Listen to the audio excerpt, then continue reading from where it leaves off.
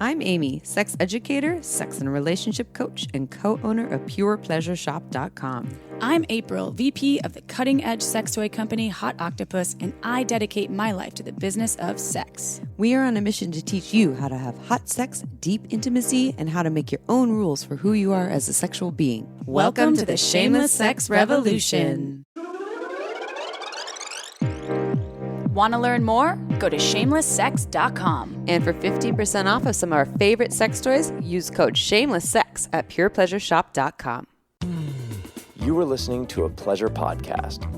For more from our sex podcast collective, visit pleasurepodcasts.com. Well, hello, everyone. Hi, everybody. Welcome back to the Shameless Sex Podcast. Is it Shameless Sextember yet? Ooh, I love that. Shameless I can't go for that. No. Yes, I can. What happens in Shameless Sextember? A lot of things happen, and if you follow us on Instagram, you will see what, because we are doing a contest, and you could get free sex toys in Shameless Sextember. And we made that up, Shameless Sextember, and I think it's going to catch on like wildfire. Trademark. Not wildfires in California, because we want those to stop. Too soon. Wildfires in general. People are evacuating as we speak. And we're yes, not going to talk about that no, today. we're not, and we hope Our that hearts they're go out all to you. safe. Yes, they do. This episode is with Dr. Zhana. Janna. I can't even say her last name, but she is an awesome doctor, PhD. She's a professor, and she's from Macedonia, and she specializes in all kinds of things around human sexuality. But today, she's here to talk about non-monogamy. In fact, that's kind of her specialty. She has a lot of expertise in this field, and she teaches at NYU, which is a fantastic, accredited university filled with geniuses. Yes. Humans. And she's pretty hot, too. And aliens. Yeah, and aliens. She is hot. She has glasses on. I was like, girl, she's you pretty look good. smoking. And so this is on non-monogamy, how to open smarter, whether you are a swinger, you're polyamorous, you're in an open relationship. You're not, but you want to be. Maybe you just want to go have some casual sex. I don't know. Maybe there will be some things that apply to monogamy on here. Maybe it would just be interesting to you. I was quizzed on this one. Really? I quizzed myself. Oh, yeah, but you I was did. like, Dr. Janna, Let me try to name all the answer types. this question? Yeah. And I missed the most important one that was so easy that Dan Savage coined. You must listen to You find must listen out. to find out. Dun, dun, dun. Dun, dun, dun. But before we dive into this, so remember, if you all listen, I think it was the beginning of August of this year. This is 2021. It's Anal August. And we were on the podcast with Eric Everhard talking about anal. And we were talking about hemorrhoids. I think it was that episode, right? Or wasn't the one after? We were talking about hemorrhoids in the intro, asking a call to action for folks that knew something. You know about a lot of the people that experts have hemorrhoids that have asked me about that, and I didn't feel comfortable giving them information because we hadn't had a guest talking about that specific topic. People that were interested in having anal sex that have had or dealt with hemorrhoids, which is a very common thing that we. As a lot of folks people have hemorrhoids. Have shame around hemorrhoids too. It's something they don't talk about. So and you want to take we the have anus some off the answers. table. So Yes. the anus is a glorious place. So we've received a lot of feedback from people, a couple potential speakers. So there might be a whole episode on this, but we have someone here in California, Dr. Shawn. What's up, Dr. Shawn? Dr. Shawn. I love when doctors are by their first name. Unless this is like I want his that to last be my name. doctor. Their last name. Yeah. His I own? think it's his last name. Okay, got it. So Dr. Shawn sent us this whole little write-up. So just so you know, I narrowed it down because there's a lot of wonderful information, but we are on air and, every second counts. So if I mess up, I'm sorry, but I did cut out some pieces. We're really appreciative of this, of some really good information. So Dr. Shawn says, I'm a physician and podcast listener in California, and I love to help shameless sex on hemorrhoids and anal sex. There are two types of hemorrhoids, internal and external, and they have differences that are important medically, some of which I mentioned below. So question number one that people may ask, can anal sex cause hemorrhoids? No, hemorrhoids come from the veins around the anus ballooning, air quotes, out due to increased pressure in the abdomen and pelvic region. Typically, but not always, that is from sitting in long durations, pregnancy, prolonged straining, or similar issues. That sort of pressure is not caused by anal penetration. Question number two, can a person with hemorrhoids have anal sex? Are you going to keep the thank you number two? Thank you, number two. So the answer to this, yes, well, maybe. There's a lot to go through here. First, what caused the hemorrhoids? If they are caused by the typical causes, the risk of significant bleeding is small. However, a less frequent cause of hemorrhoids is liver disease, which may also be associated with problems in the blood clotting cascade. In this situation, bleeding hemorrhoids can actually be dangerous, so knowing why one has them can help to determine whether anal sex is a potentially unsafe activity. Also, if anyone is on blood thinners for any reason, anal sex with hemorrhoids is not a good idea, as any bleeding could be hard to stop. Second, where are they? External hemorrhoids are easier to see and therefore easier to work around. Internal hemorrhoids are higher up and harder to see, and generally can only be seen by a doctor, and one might not know there is a problem until pain or bleeding occurs. Because of that, some people might choose to avoid the anus until they clear up. Finally, how big and painful are the hemorrhoids? The person who owns the butthole, ooh, I like that, should know where their hemorrhoids are, how big they are, and what makes them hurt. This will require a minor amount of determination, a moderate amount of flexibility, and a well-lubricated questing finger for exploration. This way, the owner can really get to know the what, where, and how of their hemorrhoids. Then, the penetrator should also get to know them too. They should talk with their partner, learn the where, what, and how of their playmate's hemorrhoids, and even go finger spelunking themselves, consensually with lube, to really learn what is going on. Also, and lastly, a consistent high-fiber diet can help to keep the hemorrhoids from getting irritated and therefore decrease the likelihood that they will be angry when pushed around during penetration. There's a little more information here, but he also refers to April as Queen Anus, which I really like. So, and thank you, Dr. Shawn. Dr. Shawn. I will take Queen Anus title anytime. It's a great title. Queen April, a.k.a. Queen Anus. Yes. So if someone has, so what I'm understanding, if someone has hemorrhoids, and they're understanding them, you don't receive pain just from penetration if you have hemorrhoids, or you have to it's not like learn. A guarantee. So if you if you just kind of touch them with your finger, that's not going to hurt. It just depends on the level. It sounds like my understanding. Yeah, exactly. What he's saying is yes, you can have awesome anal sex with hemorrhoids or anal sex with hemorrhoids. Get to know them first. Make sure you're on a high fiber diet. Understand the what, where, why, or maybe not why, but how, and then also as a penetrator to understand too. So he's essentially saying learn your body, communicate. Use lubrication, probably go slow as well. Foods. High fiber diet. So you don't have to go try to get those out. And it's like you might be able to work around them. And then also if you have ones that are caused by the liver disease, that could be a bigger issue. Don't do it on blood thinners. But he's essentially saying there is a high likelihood you could have a great time with hemorrhoids. But it's really, and so here's the interesting thing. It's about discovering your body and then advocating for it. Isn't that, and he also, I think he did, I cut this part out. He said, isn't that about all anal sex is all about though? Whether you have hemorrhoids or not, or just all sex in general. Let's learn our bodies, what works, what doesn't, what do we like, what are our yeses, what are our nos, and then also advocate for it and then teach our partners about it. Well, I have a really dear friend who is partnered, and her partner is terrified of hurting her because of her hemorrhoids. And she also feels shame around the look of that. I don't want him to look at my ass. I don't want him to, because these hemorrhoids, and she's had this, this is like genetic or not hereditary. Sorry. So it's been passed on. Her mom has the same issue. Actually, her daughter, her young daughter, who is now 3, almost 4, prone to it, yeah. She already has this issue. And she was like, my butt hurts, mama. And she's like, okay.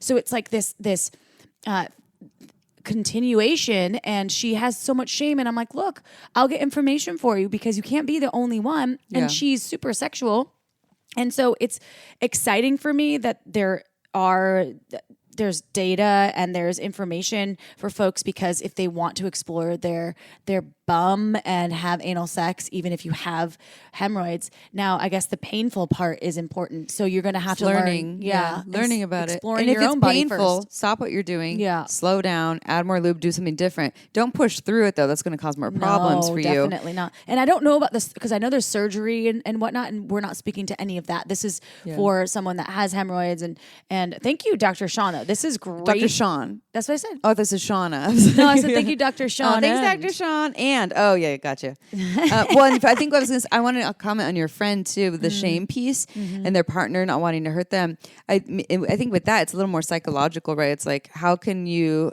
two explore together and try to unshame the anus? And maybe that's you and your partner be like, okay, let's do this together. How about you touch my ass and maybe even where the hemorrhoid is, and I can tell you, we could use like a number system when it's too painful, or to stop or slow or red light, green light or whatever, and we can learn to make this just an okay part to look at and to touch, but to get everyone on board for that. And I think for the partner who's touching the hemorrhoids or looking at them, what can you say to unshame your partner, to actually like be like, you know what? You have hemorrhoids. Awesome. I still love your ass. Your ass is still fucking beautiful. Who cares if there's hemorrhoids there? Well, I mean, I care because I'm going to be nice to them. But it doesn't make your ass ugly. It doesn't make me love you any less. It doesn't make me not want to pleasure you. Yeah, of course. And for folks out there that are dealing with this kind of stuff, you're not alone. And there are doctors like Dr. Shawn, and there's probably a lot more plethora of information that will help you and guide you through having the amount of sex that you want anally. Yep. Even if you have hemorrhoids. So go and explore. And the Queen Anus will be here Queen all Anus, night. also known as all day. April. April. So Queen Anus, you know what else I want to explore? Oh. My what? desire. Duh. I always explore that though, but actually I don't always explore that. But one of the ways I like to explore that is with Dipsy. You all heard us talk about Dipsy before. We love it. Let me tell you why I love it. So it's an app that you can listen to on your phone, on your devices. And it is erotic short stories that you can listen to anywhere, anytime to get turned on. You could be walking down the street in, the biggest shopping area of your city, and you could be getting turned on. No one knows who you're listening to. I love it for myself because I want to get in my turn on and I want to be in control of that. I have we have lots of listeners here. Also, a lot of clients that absolutely love this. There's some really awesome, sexy stories, and they change them every week. Every single week. So if you're bored, if you get bored, like you know me, Amy. Oh, she likes it new and spicy. And you know how I have to have some sort of soundscape or sleep story when I go to bed. So Dipsy actually offers not only erotic stories, but you have wellness sessions, sensual bedtime stories, which that's sexy, and soundscape. So I can drift off and relax right before I go to sleep. And for our listeners of the show, Dipsy is offering a 30-day free trial when you go to dipsystories.com/shameless. That's a 30-day free trial when you go to DIPSEA stories.com/shameless.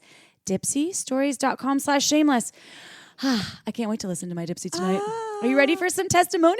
Yes, It's just one. testy time. It's a Testy good time? one. Is it testy time? It's testy time. Testimonial time. Testimonial time. All right. You saved my life. My sex life. Oh, But I have, I don't know, we may sorry. have saved her life too. Thank you. That's a good correction. That was a Freudian slip right there. You saved my sex life. I have been an SSRI since my son was 15 months old. He's now 5.5, and it hurt my sex drive majorly. After fighting through postpartum anxiety, starting meds, and then going through 2 of the hardest years of our marriage, my hubby and I were finally rebuilding everything on an emotional level, but our sex life was still lacking. I distinctly remember the nights I would lay there saying to myself, he'll be fine, I'm too tired, and falling asleep. He would get so angry at me because it was a tired and unfair excuse for years. After listening to your episode where you said, you're busy? How about we're all busy? You got to make time for sex. Stop making excuses as to why you can't. I had a major wake-up call. If I continued to live in the narrative that sex was a chore or something to have to do, I would never allow myself to fully enjoy that intimacy with my partner. And it's important to both of us. So thank you for being the blunt, tough love. I also listened to your episodes on anal, and we were able to do it successfully and pain-free, and it was so incredible. Woo! My hubby found it super sexy that I took the time to prepare myself ahead of time with a butt plug, and the suspense for me was super erotic. In parentheses, I wore it while we grocery shopped, and I wanted to do him the whole time we were there. Oh, yeah! And the parentheses, that's amazing. Oh my God, I love this person. Oh, that was the end of the quote. That was awesome. The testimonial. Thank you, listener. Oh, I didn't read that beforehand. I'm gonna look at everyone differently in the grocery store now. I am too. I'm gonna be like, and you have a butt plug in, and you might. Oh, that's so hot though. How hot is it to wear? I'm so happy that people are taking your advice and it's actually working. They're taking our advice and they're like, wow. Yeah. And we weren't like, it's not okay to be tired and not want sex. And like, you have to have sex. Of course, that's not what we say because you must. I will chain you through my bed. No, we're all about honoring your yeses and your nos. But I think that we get in this cycle of being disconnected from our sex drive, and then like, oh, it's fine, and I'll go on Facebook or Instagram, but I don't have time for sex, and so it's something along those lines. And I also just love that this person. I love what they said though. That I would, if I kept up this way, I would never allow myself to fully enjoy that intimacy with my partner, and it's important to both of us. Like it was available. I was just stuck in this pattern that made it so that I couldn't actually see that there was some really good pleasure there and good connection. I want to give a shout out to this pattern still happens to me. Oh, me too. Where I get super, and I don't like to say lazy or lethargic, but I get into this like, no, I just don't want to be touched right now. I'm like too stressed out. I did too much. You don't even fucking understand what I did today. Do you know how much stuff I did today? And then it's like, I don't want, and then once I'm like, whoa, April. Everybody's busy, like we've been saying. Everybody's going through their stuff, and I don't even have children. So folks that have kids, it can't be easier if you're running companies, you have children, or you're stressed out, or depressed, or SSRIs, or grieving. Yeah, there's so and it's about taking the moment to drop in and really caring about your partner. Especially if there's desire there. Doesn't mean you have to have penetrative sex too. No. You can still have sexual connection. Doesn't mean that it has touch to be or just like dropping in. So or some good old oral. But I just wanted everyone to know that it still happens to me, even though I know this information and I find myself getting stuck in my own shit. And then I'm like, April, come on. Sometimes we have to check ourselves as well over here at Shameless Sex. And everyone, I don't know what butt plug this person used, but if you want an awesome butt plug, it's still Anal August. You can go to not Shameless Sex website. Well, you could. There's a link there, but go to purepleasure.com. Pure Pleasure Shop. God, I don't even know my own website with my mom. I own the store with my mom. We've owned it for a long time. Purepleasureshop.com. You get 15% off with the coupon code Shameless Sex, and go in the butt plug section. And you too could have all kinds of fun in the grocery store. And you can have an orgasm anally, and you could have an anus. Are you ready for Dr. Janna's bio? I love the way you say her name. Dr. Janna, PhD, is an NYC-based sex and relationships consultant, speaker, and writer helping sexually adventurous individuals and couples live authentic, healthy, and ethical lives. She holds a PhD in developmental psychology from Cornell University, teaches human sexuality courses at NYU, and hosts the Global Uncensored Conversation series. Her new online course, Open Smarter, helps people make smarter decisions about their relationship choices using their unique relationship personality. Join her weekly conversations on Instagram via @DrZhana, and I'll spell it for you. It's @DrZhana, or visit her at drzhana.com. Same spelling, DrZhana. But first... This podcast was made possible by Uberlube. It's a luxurious silicone lubricant that enhances sex and intimacy. We receive emails from listeners who have tried Uberlube, and the feedback is unanimous. We never knew lube could be this good. It's also less likely to throw off the pH than most other lubes, and there are thousands of doctors recommending Uberlube to their patients, whether they want to make their hot sex even hotter or for folks experiencing dryness. Uberlube is without a doubt my favorite lube. It has no flavor, no scent, and feels absolutely amazing on my body. And it isn't just for sex. I use it to tame my hair frizzies, to prevent chafing, and I even put some in my mouth before an oral sex session. Totally ups my blowjob game. Oh, and the bottle, it's beautiful. It looks like a cosmetic product, so I just leave it out on my nightstand, totally shamelessly.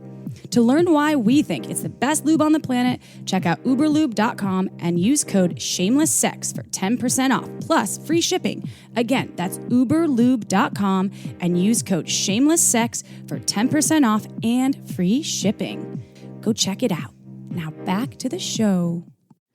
All right, everyone, it is interview time. We are here with Dr. Zhana, spelled Z-H-A-N-A, not Zahana, Zhana. And we're here to talk about non-monogamy and how to open smarter.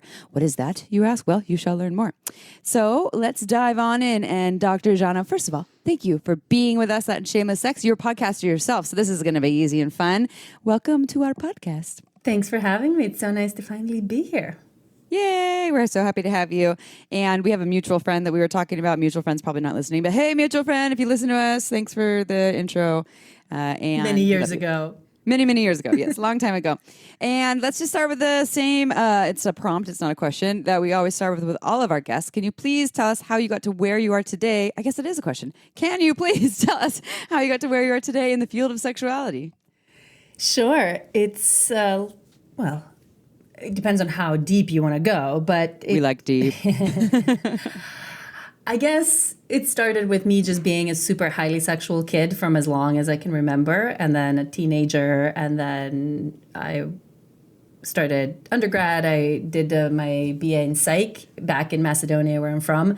And then at the end of that, I kind of always knew I wanted to do a PhD, that was my future. I had a father who was a professor at the university. I kind of knew that lifestyle of a professor and PhD, and I loved science. I wanted to be a scientist. And so I knew I was going to do a PhD, but then after undergrad, I was like, okay, what should that be in? What area should it be in?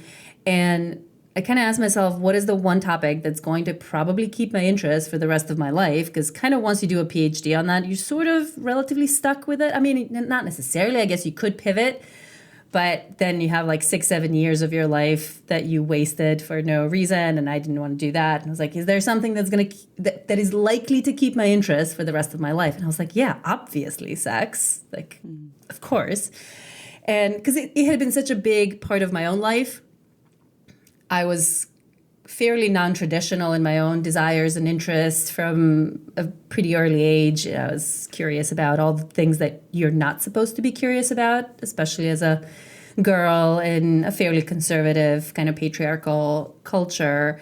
You know, casual sex, group sex, non-monogamy, kink, non-heterosexuality, like all of those things. And so I was really interested in how, kind of having felt all the stigma that comes with that, having felt all of the challenges in terms of how you stay safe physically, emotionally, how you find like love and belonging and friendships and all of that, while being kind of a wild one or existing kind of on the margins. And I was very curious in understanding how people who are kind of on the margins of what's acceptable in society, sexually speaking, how do we navigate that? How do we figure out how to live our lives that are authentic to who we are, our desires and needs, and still maintain physical, sexual, emotional, mental health? And that's kind of how I ended up going to do a PhD at Cornell, which was in developmental psychology, but I specifically worked with someone and specialized in sexuality. I did a lot of research on sexual orientation, on casual sex, on promiscuity and non-monogamy. And then once I got that PhD done, I realized I'm not sure I want to go into full tenure track academia.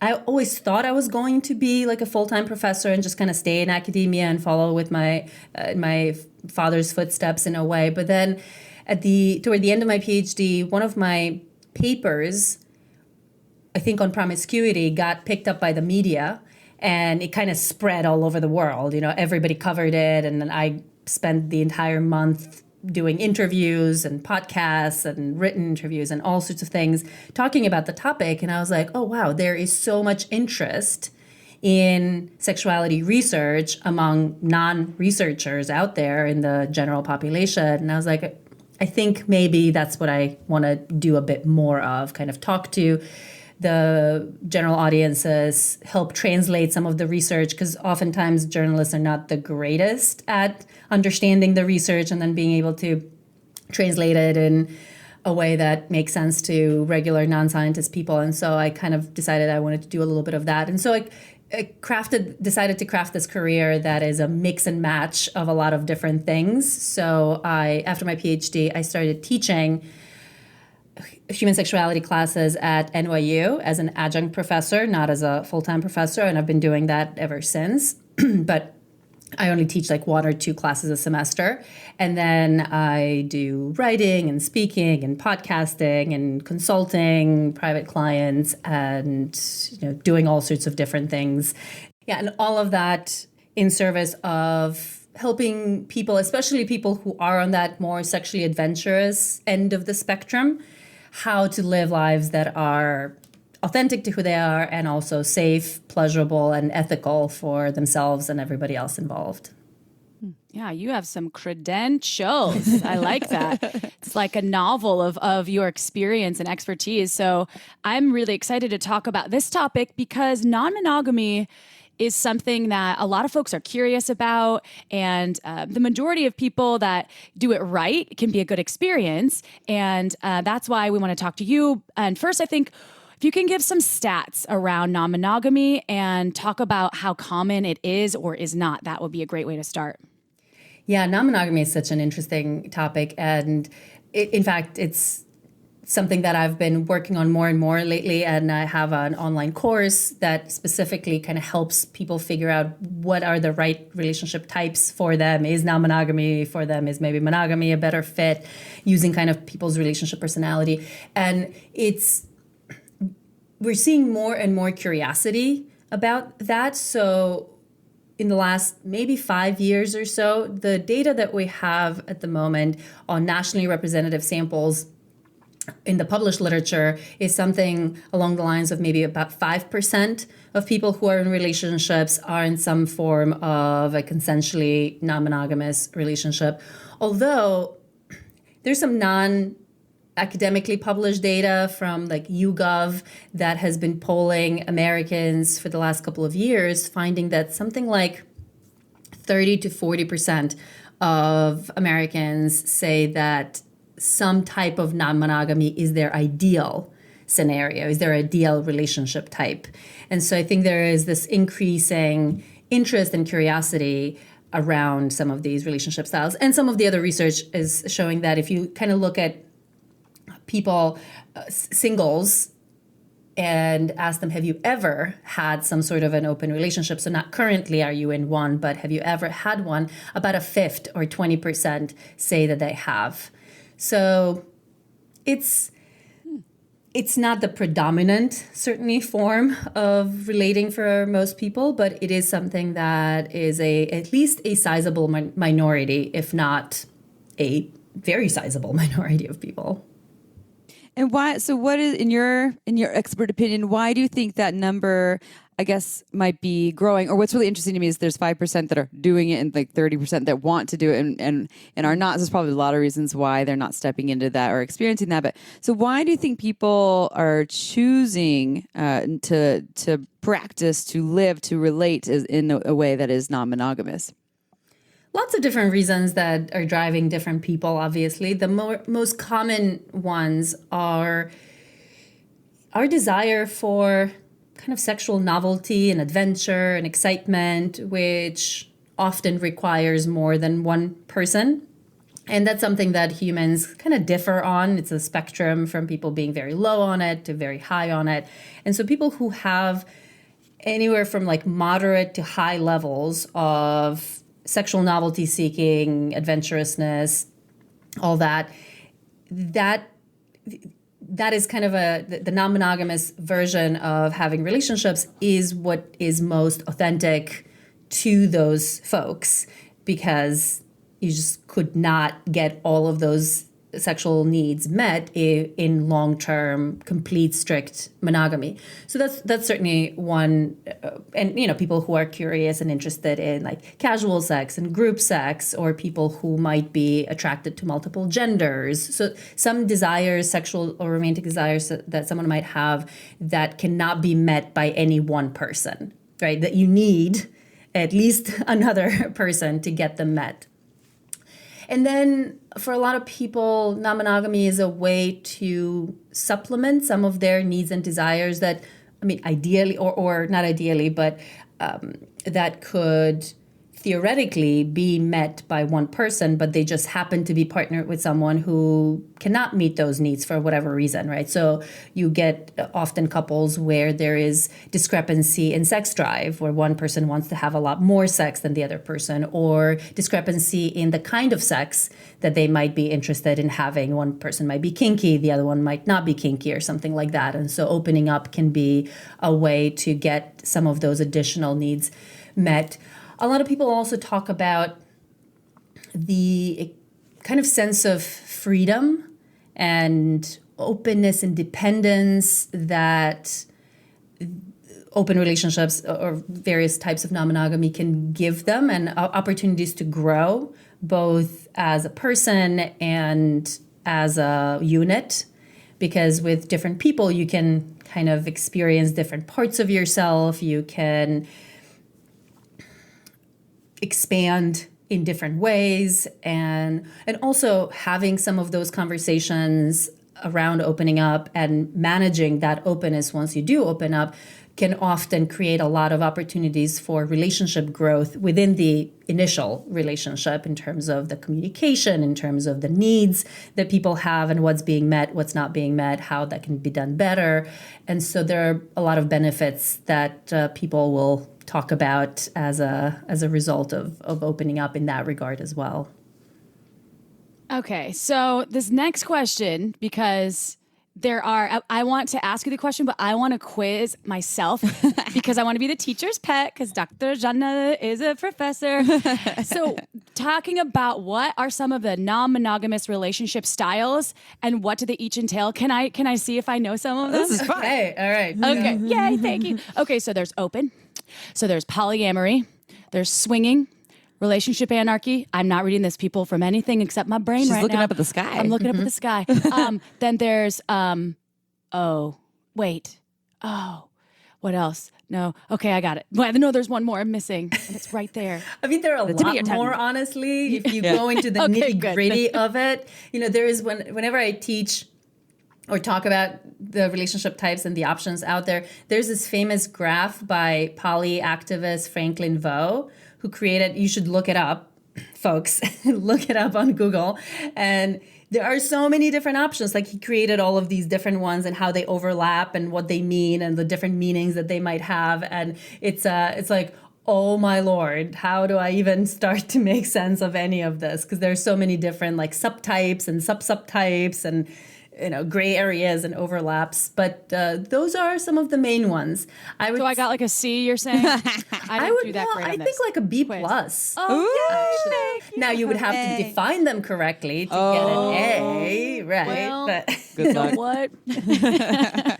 I think probably the one that you didn't mention, which I personally think, I mean, it's not just me personally thinking, I think data to back it up to some extent, that the most common form of non-monogamy, of consensual non-monogamy, that would be a good fit for most humans is none of these. Is not poly, is not swinging, is not open relationships, and is certainly not relationship anarchy. It's monogamish. Mm-hmm. Is that Dan Savage? Did he make that one? Yes, yeah, we love that. He came up with it initially, and he talked about that in the context of gay male relationships where typically it would refer to a couple that is romantically together, kind of they are the couple unit, the romantic and sexual unit, and they would be romantically exclusive, so they wouldn't be dating other people, right? So it's not polyamory, you don't have these ongoing serious relationships with multiple people, but occasionally you might play together with someone else. So you might do the occasional threesome or the occasional foursome or something like that. And that's one version of monogamish. I know for a lot of straight folks, that sounds a little too open.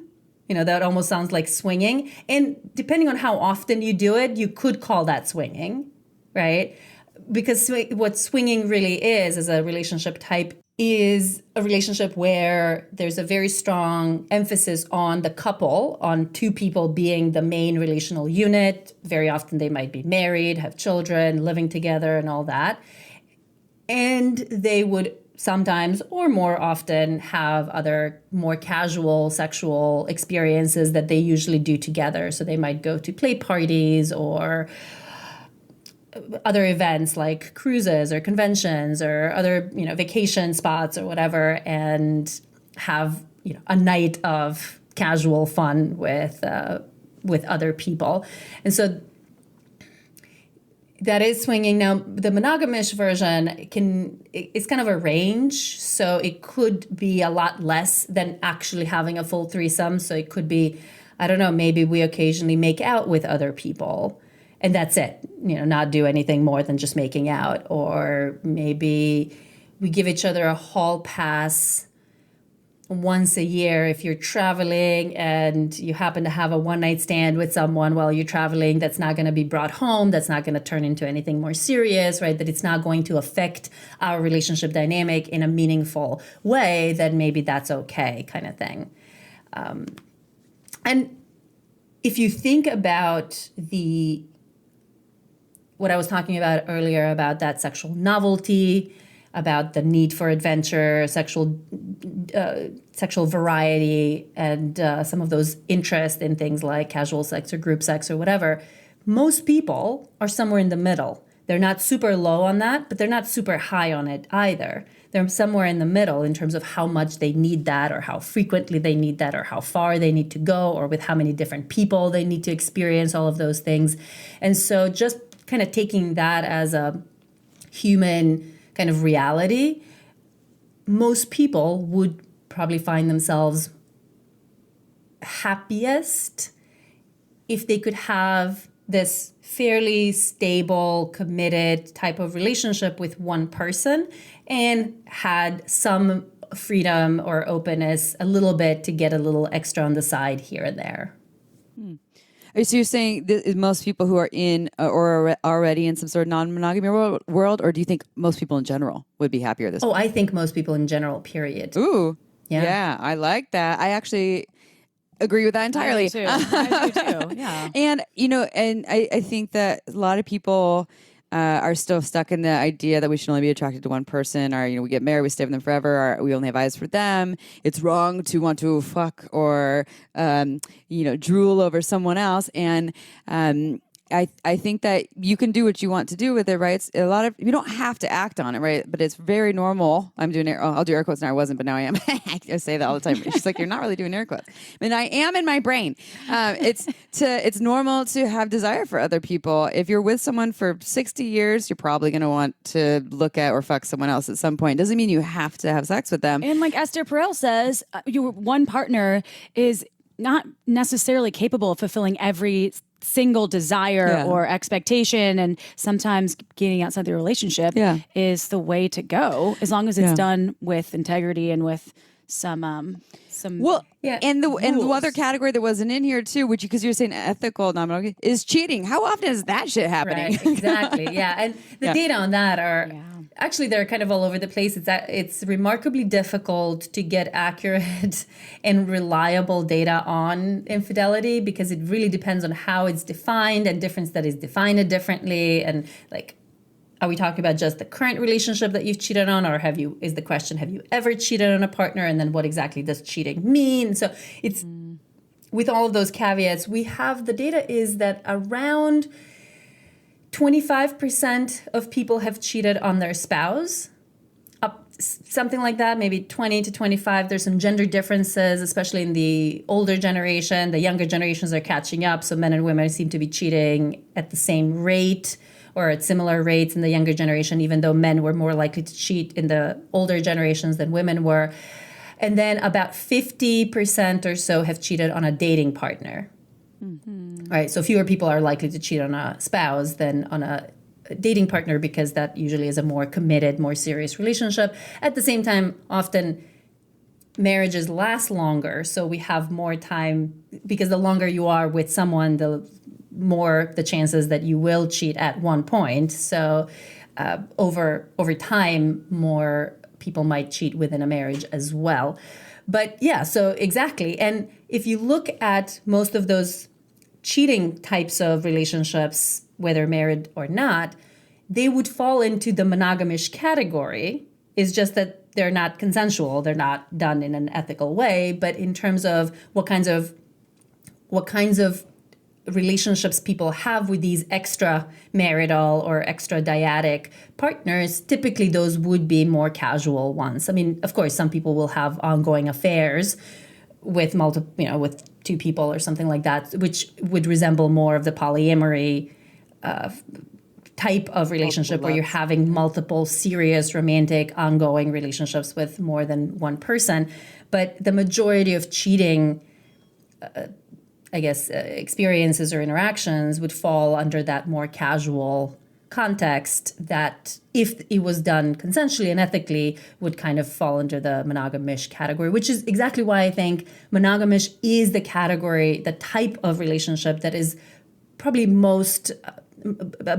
best fit for our natures, for our personalities.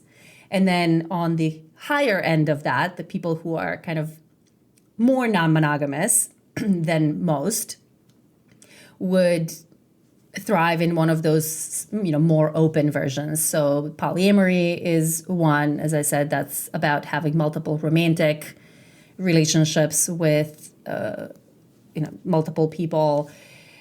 And that category has, oh my God, dozens, maybe more than dozens subcategories, hierarchical poly, non-hierarchical poly, triads, V's, W's, Z's, polycules of different kinds. There's solo poly for people who don't actually want to have any primary partners. So none of the relationships is at a level of a primary. They're sort of their own primary.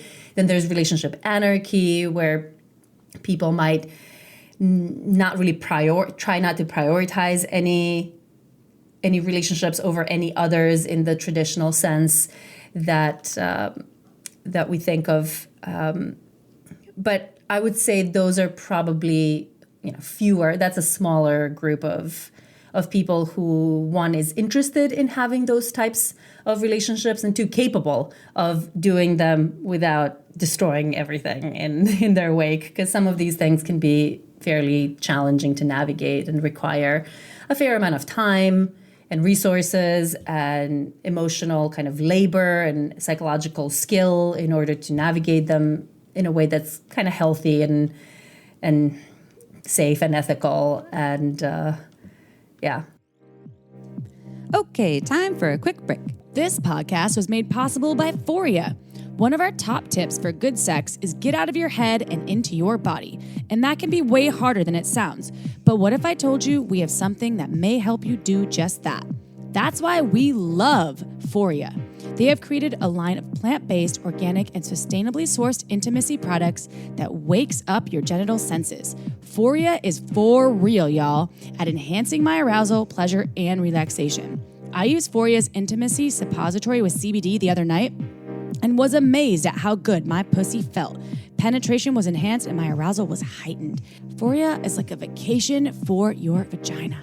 And it's not just Chip who loves Phoria. There are so many vagina owners and lovers dishing out praise for what these products can do. People are popping off O's left and right and testifying that they can't live without it. And look, y'all, about 75% of vulva owners experience sexual pain or discomfort during sex. It's time to nurture your pussy's inner well-being by getting that glow inside and out with Phoria, because Phoria is offering a special deal to our listeners. Get 20% off your first order by visiting phoriawellness.com/shameless or use code shameless at checkout. That's FORIA wellness.com/shameless for 20% off your first order. I recommend trying their arousal oil. You'll thank me later. Go check it out. This podcast was also made possible by OMGS.com. OMGS is a research-based online program that teaches you all about how to pleasure the pussy. OMGS studied thousands of vulva owners to find out how they orgasm and then made beautiful animated modules and super honest short videos to give you ways to reach even more pleasure. I've been recommending OMGS to my clients for years, and it's been changing their lives. We all know pleasure is fluid and ever-changing, so why not add more tools to your pleasure tool belt? OMGS is for everyone, so whether you are a vulva owner or you just love vulvas, OMGS will give you the techniques to get your O-face on.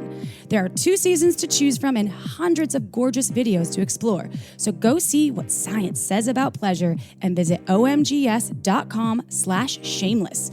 That's omgs.com/shameless to get $5 off your OMGS access. Again, omgs.com/shameless. Go check it out. Now back to the show. So how does someone choose? And how is there some sort of system, or what do you think? How would they know which style is right for them? It's a great question. I have an entire online course on that. Yeah. Well, that's good. Hence why, of course.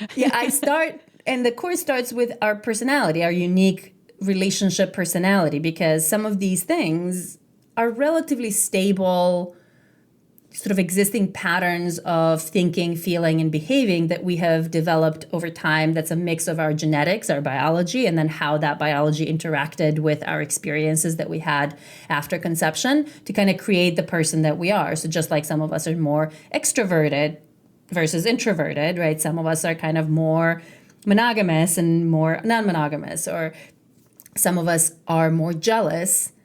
Others are less jealous. Some of us have better emotional regulation strategies than other people. Some of us are more assertive than other people. Some of us have a lot higher tolerance for sexual risk-taking and are a lot less, fazed by things like STIs. Other people are much more cautious and kind of worried about some of those things. Some of us are much more likely to worry about the social stigma that might go with some of these non-traditional relationship styles. Others might be in a much better position to not care about that. So depending on some of these factors that are internal, and then depending on some of the external factors too, and constraints that we have in terms of, well, who's our partner and what, if we already have a partner, right? Are they on board? What is their personality and what would be the best version of relationship for them? And then is there overlap, or can we find some sort of compromise and overlap? So it's an interesting puzzle to solve. And some of it will be trial and error. It's not like there is a 100% certain, way of telling, oh, this is going to be great for you and forever and ever. Those things also change. Our personalities change, our needs change, our circumstances can change. And so even sometimes how much time you have for different things can make a big difference. If you have a really busy career or young children or, something like that, and you don't have a lot of time, then having 2 ongoing long-term romantic relationships might not be an option because they take up a lot of time. It's not, sometimes we can barely be a good partner to one person, let alone to 2 people, because there's just not enough time to spend quality time and make sure that we take into consideration their feelings and needs and all of that. And so the same person, if they had more time, might be a good fit for poly, but if they have less time, they might be better in a more monogamish relationship where they have one serious relationship that they need to have all of those higher levels of commitment and investment in, and then have some more casual partners on the side that require less time and energy. So it's a mix. When you ask the question of how do you figure out? Well, I think knowing the lay of the land, kind of what are the options is the first step. And then kind of what are the key characteristics, both the personality stuff and some of these more external constraints that can help you figure out which of those options is best for you. It seems like there's a lot going on there. There's the nature nurture piece of, there's certain things that feel a little more innate and built in, whether it's in our DNA or ancestral or, all those things. But then there's the nurture piece of what we saw with our parents, what we saw in the media, how open were our parents around sexuality, what were the examples that we saw. I actually want to state a couple of things here to our listeners. Number one, we were talking about cheating earlier. I just want to say April and I have both cheated before. So I'm not shaming any folks that have cheated. And this is how I know I'm monogamish. Yeah, she's right. Yeah, Janna, I'm Dr. raising Janna's my raising hand her hand. too. Yeah. No. Yeah. Oh. Yeah. Who's listening, who's raising their hand right now? A lot of you. And I bet I've been cheated on too. I've been cheated on a lot. Yes. Yes, a ton. I've been cheated on a little bit, but I cheated a lot in my early days before I discovered that there was an ethical way to do non-monogamy, while I was still in Macedonia and having these relationships with men, with women. And I was always trying to get them to open up. I think I had probably 3 or 4 partners that I dated for a significant or some amount of time where we could have some of these conversations. And I tried to have threesomes with every single one of them, and they all thought I was crazy. They were like, no, you don't desire other people when you are in a relationship with someone. And I was like, but I do. Yeah, but that's not true for me. Yeah. Yeah. And that goes back to what, Amy, you were saying earlier that we didn't really kind of delve into, but I think it's critical when we're talking about this, the desiring other people. What we know from research is that 90+% of people who are or have been in a long-term relationship desire other people, have fantasies, desires, and attractions for other people, 90+%. So that is not something that we can't have. Just because you're in a relationship with someone, just because you're in love or whatever, does not mean that or the vast majority of us will have at least the occasional fantasy or the occasional attraction or the occasional desire for someone else.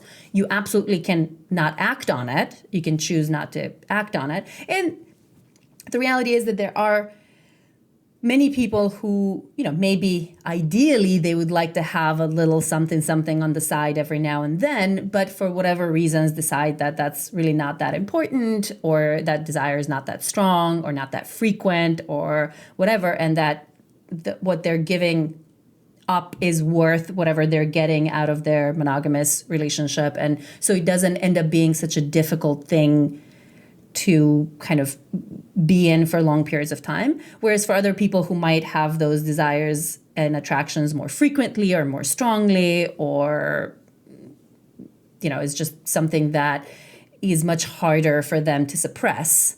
And they kind of often feel the need to express it in some way. And so ideally you would express it in a way that is ethical and your partner is on board. But I definitely didn't have that option when I was growing up.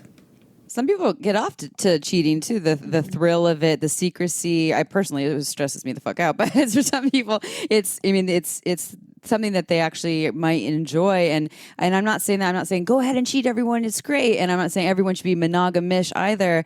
I just want to really just honor all the diversity of sexuality in the way that we relate or in relationships. Your course has lots of information. Our listeners just love some applicable tips. I know you have this all in your course there, but and 10 times more. Can you give our listeners just kind of like a couple of your top tips that say they wanted to open up? What would be just a couple quick top tips? I'm going to start with one. Go to the course and don't try to do it on your own right away without doing your research. Do you have anything that you want to share around that? I would definitely say don't try to do it on your own. Don't try to wing it. I think, and I see a lot of people trying to wing it, right? They hear a little bit about, maybe they'll hear this podcast or they'll see some friends, they're open, so we're going to try being open too.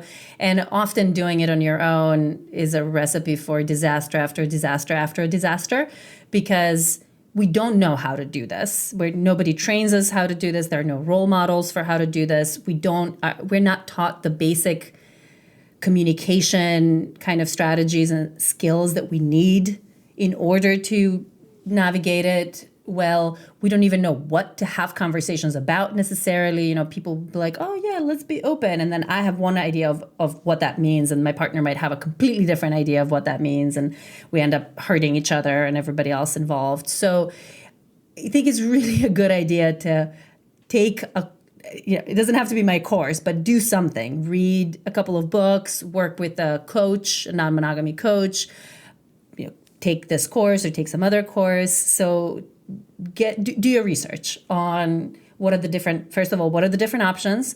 What are you two going for? What is your sort of ideal and why? And then the next step is to kind of create some of those more specific agreements and boundaries that you are going to start with.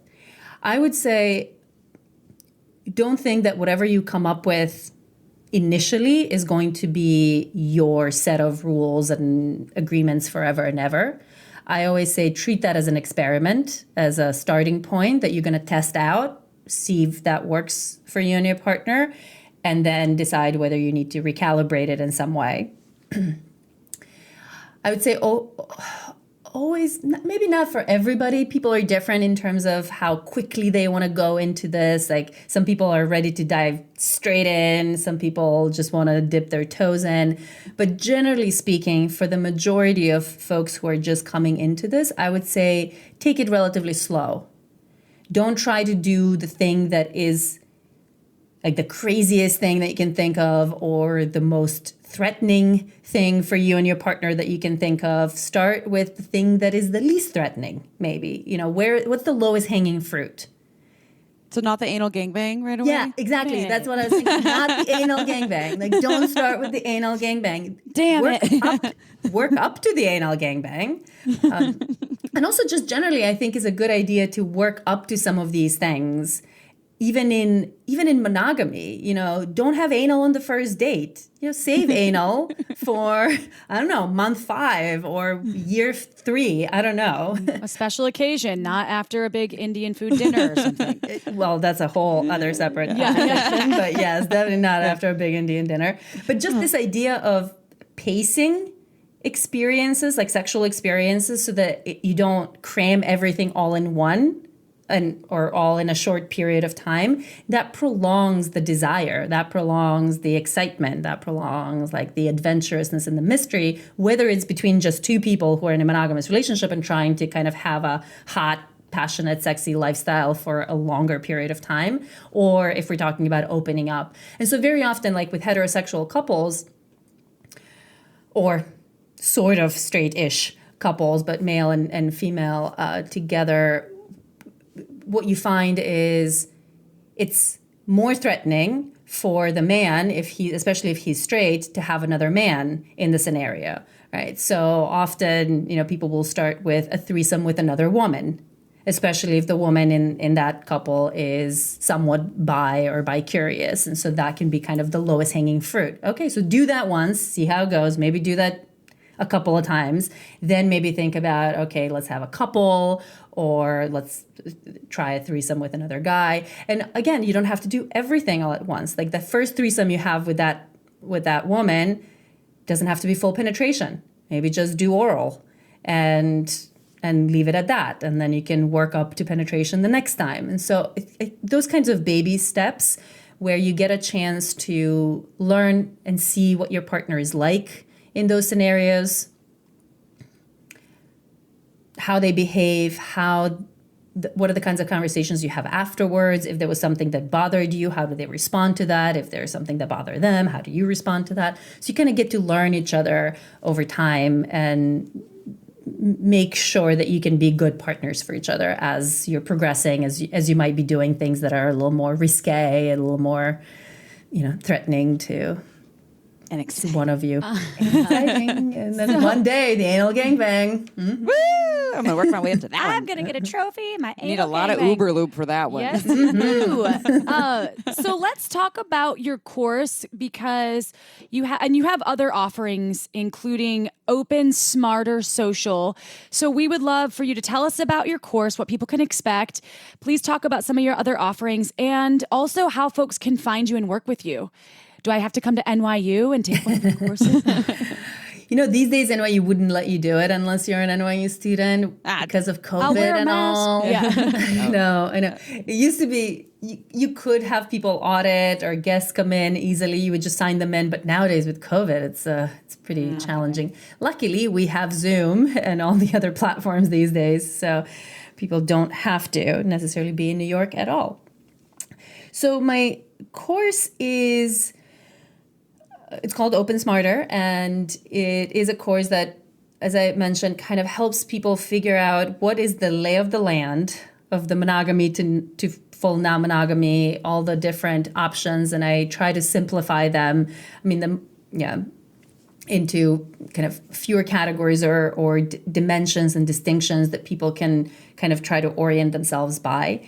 And then we go through some of these personality characteristics that are really key in determining where we're going to land, especially in terms of how non-monogamous are we as individuals, like how wired for our own non-monogamy or monogamy we are, and then how wired are we to handle our partners' monogamy and non-monogamy. So things like jealousy and attachment styles and, emotional regulation skills, all that has more to do with how well can you handle your partner being with other people, as opposed to do you want to be with other people yourself. And so kind of teaching people about some of those things. It has all these personality quizzes that people can take to figure out where they fall on these personality traits, and that guides them into figuring out what might be the right type of relationship based on those personality. We'll also go over things like values and other constraints so that people have a overall kind of idea of all of the different factors that go into determining their success with these various forms of relationship types. And then the course also has a kind of self-improvement component. So there's on one hand the self-discovery component of like, who am I, what am I like right now? But then there's also, it's not like that thing is set in stone. So wherever you are at any given point in time, that could change if we put some time, energy, and effort and resources into trying to change. And so there's a bunch of exercises and practical kind of things that people can do and resources and all that they can go and create some meaningful change in their life if they're not happy with where they're at the moment. Mm-hmm. It's a great course. People love it. I taught it live the first time when it first came out, and people absolutely loved it. So what people get when they get the course, they get the recordings from the live as well, from the live classes that we had. There's a bunch of videos that were pre-recorded. There are all of the quizzes that they can take. Then they get access to our monthly Open Smarter socials. So those are 2-hour Zoom events that we kind of do on different topics each month. And people can come in from anywhere in the world and discuss with me, and then also do breakout rooms so they can meet other people who are doing these different kind of forms of relationship styles and chat with them. There's a kind of a community aspect of it. There is office hours. There's an after party after the event that are specifically for Open Smarter members and not open to the public, because the Open Smarter Social is open to the public as well. But then there are a couple of these events that are specific to the Open Smarter students. And yeah, it's a really beautiful kind of community of people, non-judgmental, accepting. Different people are doing different types of things, different types of relationships, but we all get to learn from each other and kind of help each other out in doing it better. And do you have a website, Dr. Zhana? I know you're at Dr. Zhana, DRZHANA on Instagram. What's your website? DrZhana.com. So DRZHANA.com. Yeah, people can find the course and the events there as well. Perfect. Well, thank you. You are such a wealth of knowledge and information, and also the way it's presented, I feel like is digestible and easy. It's not overwhelming. And it seems like if you have curiosity about this topic, Dr. Zhana is going to be someone that you can really learn how to do it in a way that will be good for you in your relationship and your partnership. So thank you for all of the wisdom and sharing your expertise with us in the research. I love myself some research. Yay! And Thank you. Learning more about non-monogamy. So I will say that I'm definitely 100% monogamous to wine. Wine and me are monogamous. You cheated on me with wine? Yeah, sorry, Damn Chip. So, but non-monogamy is for those tequila drinkers out there, just try some wine too. And guess what? Margins Wine fall release. Amy and I have loved Margins Wine for ages, but we didn't have wine to talk about for a while, but now we do, because Megan Bell, our women-owned and operated vintner, as they call them, that stomps on the grapes, they make wine here in Santa Cruz and get the grapes from underrepresented regions. And they're pretty rare, interesting, different varietals. So fall release, end of August. You just have to go to marginswine.com to sign up. So you get the newsletter, and then you can, there's an online shop to buy. And guess what? If you buy 3 or more bottles, you'll save 10%. That's using code Chablis. No, that's not the code. The code is shamelesssex10. And if you want to save 15% on 6 or more bottles, just use the code shamelesssex15, y'all. So yeah. Monogamy, non-monogamy, polyamory, tequila, wine, tertiary, anal gangbangs. We covered it all today. And Dr. Zhana, thank you so much. Thank you. And how do you say cheers in Macedonian? Na zdravie. Nostravia, Nostrovia in Russian, and Nostravia in Macedonian. Yes, and why do I sound Italiano too? We don't know. It's the wine. All right. It must be the wine. Well, thank you so much for having me. This was fun. Yeah, we loved having you. We'll have you back because I know you have a lot more to teach. Oh, yeah. Yes. And check out Dr. Janna on Instagram or at drjanna.com, y'all. We will see you next Tuesday for another episode of Shameless Sex. I'm just going to do one more call to action, Amy, before you hit stop. Go ahead. Review us on iTunes. Just search for us in the podcast app. Search for Shameless Sex. Go to review, 5 stars. You can say awesome, or I like Amy's boobs, or I've never seen them, but I want to. Or you can say I love April and her wineisms. All right, y'all. We love you. We'll see you next Tuesday. Ciao for now. Want to learn more? Go to shamelesssex.com. And for 15% off of some of our favorite sex toys, use code SHAMELESSSEX at purepleasureshop.com.